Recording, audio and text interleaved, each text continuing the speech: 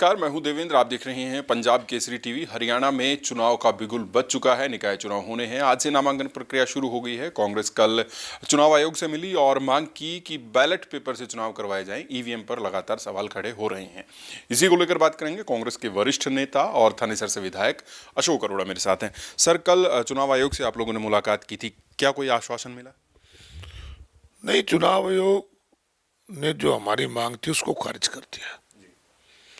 हमने मांग की थी कि ईवीएम की बजाय बैलेट पेपर से चुनाव कराए जाए, क्योंकि प्रश्न चिन्ह लग रहे हैं ईवीएम के ऊपर। और कोर्ट के अंदर भी हमारे 18 उम्मीदवार जो थे 2024 के चुने हुए एमएलए के खिलाफ उन्होंने रिट पिटीशन जारी है पंजाब और हरियाणा हाई कोर्ट में।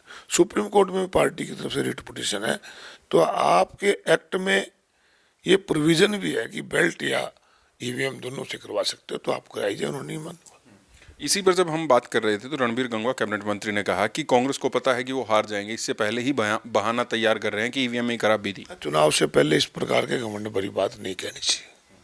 और जिस तरीके से दिल्ली में नतीजे आए हैं चुनाव के, हरियाणा में भी कांग्रेस की सरकार नहीं बन पाई, दिल्ली में कोई सीट नहीं आई है, इसको कांग्रेस कैसे देखती है? निश्चित रूप से सोचने का विषय है कि दिल्ली में तीसरी बार लगातार कोई सीट ना आना और हरियाणा में जीतती हुई बाजी हार जाना, तो ये सोचने का विषय है। इस पर मंथन करना चाहिए पार्टी को। बिल्कुल। और भारतीय जनता पार्टी के नेता इस बात को लेकर भी चुटकी लेते हैं कि हरियाणा में नेता प्रतिपक्ष अब तक नहीं चुना है, बल्कि मुख्यमंत्री तो कहते हैं क्या जल्दी है, कर लेंगे। आपको लगता है कि ये आ जाना चाहिए और ये कब तक आ जाएगा? देखिए, पैसे तो ये कोई नई बात नहीं है, पहले भी कई प्रदेशों में इस प्रकार हुआ, परंतु इस प्रकार की शंकाएं ना रहें। पार्टी को जल्द निर्णय लेने चाहिए। ज़्यादा लेट निर्णय लेने से पार्टी का नुकसान होता है। अब निकाय चुनाव क्योंकि आ चुके हैं तो कांग्रेस की क्या तैयारी है और क्या पार्टी सिंबल पर चुनाव लड़ने जा रही है कांग्रेस? कॉरपोरेशन के चुनाव सिंबल पे लड़ेंगे, नगर परिषद के चुनाव प्रधानी का चुनाव सिंबल पे लड़ेंगे और नगर पालिकाओं को खुला छोड़ दिया जाए।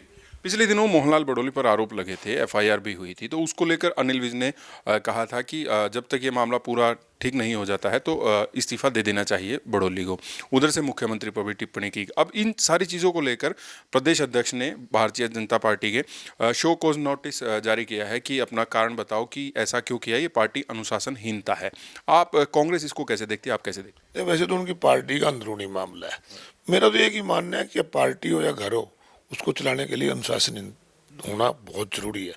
परंतु जिस प्रकार आपने कहा कि मोहनलाल जी के बारे में कहा, मैंने भी वो बयान विज साहब का पढ़ा था, सुना भी था। मुझे नहीं लगता कि ये कहना कि जब तक जांच पूरी नहीं होती तो आप इस्तीफा दे दें ताकि पार्टी पवित्र रहे, तो मुझे ये अनुशासनहीनता नहीं लगती।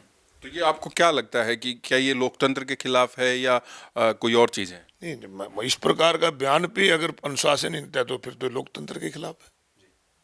चलिए, बहुत बहुत शुक्रिया सर। अशोक अरोड़ा थानेसर से कांग्रेस के विधायक वरिष्ठ नेता मेरे साथ थे और कई मुद्दों पर उनके साथ बात की। मैं हूं देवेंद्र, कैमरा के पीछे मेरे सहयोगी आकाश। नमस्कार।